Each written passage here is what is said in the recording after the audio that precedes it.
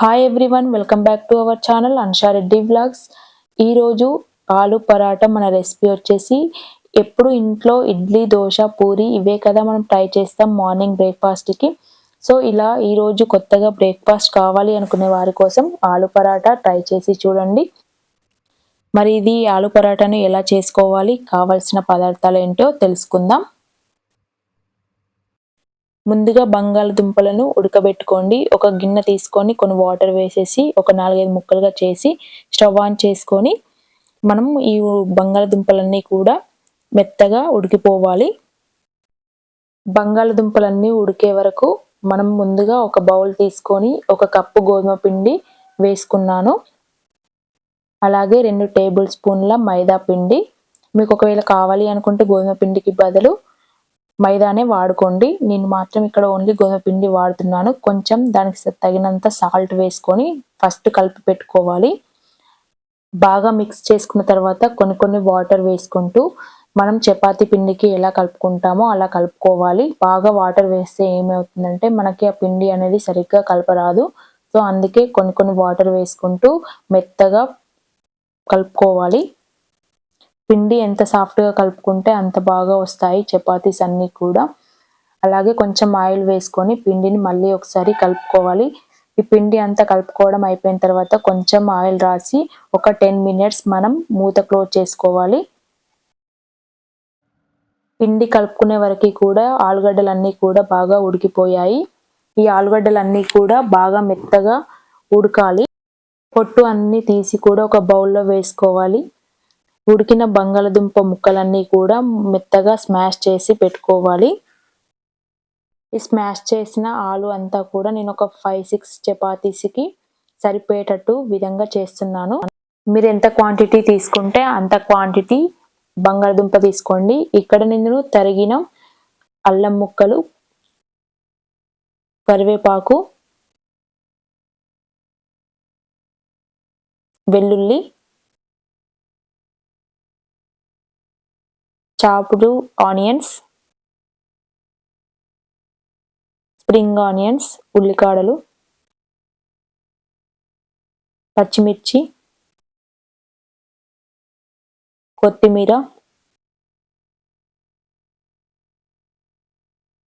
ధనియాలు,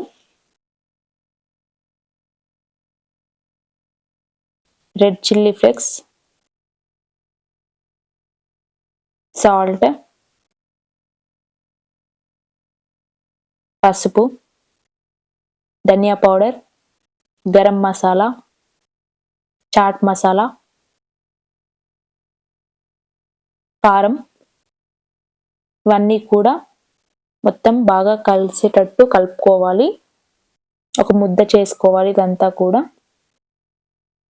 నేను వేసినవే వేయాలని ఏం లేదు. మీ దగ్గర ఏవి అవైలబుల్గా ఉంటే అవి వేసేసుకోండి. నేను ఇక్కడ జీలకర్ర యాడ్ చేయలేదు, లెమన్ జ్యూస్ కూడా యాడ్ చేయలేదు. మీరు కావాలి అనుకుంటే అవి 2 కూడా యాడ్ చేసుకోండి. ఇవంతా బాగా మిక్స్ చేసుకొని ఒక చిన్న ముద్దలాగా చేసి పెట్టుకున్నాను. ముందుగా కలిపి పెట్టుకున్న చపాతీ ముద్ద అంతా కూడా మళ్ళీ ఒకసారి గట్టిగా కలుపుకోవాలి. ఇప్పుడు ఒక చిన్న పిండి ముద్దలో ఆలు మిశ్రమాన్ని స్టఫ్ చేసి రోటీలు చేసుకున్నట్లుగా గుండ్రంగా చేసుకోవాలి. నేను చూపించిన విధంగా ఇలా ఒక ముద్ద తీసుకొని మనం బాగా ప్రెస్ చేసుకొని చేతుల మీద చపాతీ పీట మీద గోధుమ పిండి వేసి ముందుగా ఇట్లా చపాతీ రోటీలాగా చేసుకొని మధ్యలో ఆలు అంతా స్టఫ్ చేసి చిన్న చపాతీ రోటీలాగా చేసుకోవాలి.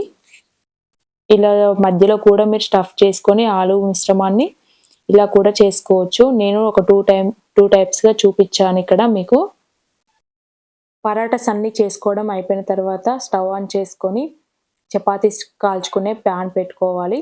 దాని మీద నేను ఇక్కడ బట్టర్ వేసాను. మీ దగ్గర ఆయిల్ ఉంటే ఆయిల్ వేసుకోండి, బట్టర్ ఉంటే బట్టర్ కూడా వేసుకొని ఈ ఆలు పరాటాలన్నీ కూడా మీడియం మంట మీదనే కాల్చుకోవాలి. ఇలా ఒక సైడ్ కాల్చుకున్న తర్వాత కొంచెం మళ్ళీ బట్టర్ వేసి కాల్చుకోవాలి. 2 సైడ్లా కూడా కొంచెం గోల్డెన్ బ్రౌన్ వచ్చేదాకా మనం ఈ చపాతీలన్నీ కూడా కాల్చి పెట్టుకోవాలి. ఈ ఆలు పరాటాలు వేడివేడిగా తింటేనే చాలా బాగా ఉంటాయి. ఈ ఆలు పరాటాస్లను పెరుగుతో కానీ చట్నీతో కానీ అద్దుకొని తింటే చాలా బాగా టేస్టీగా ఉంటాయి.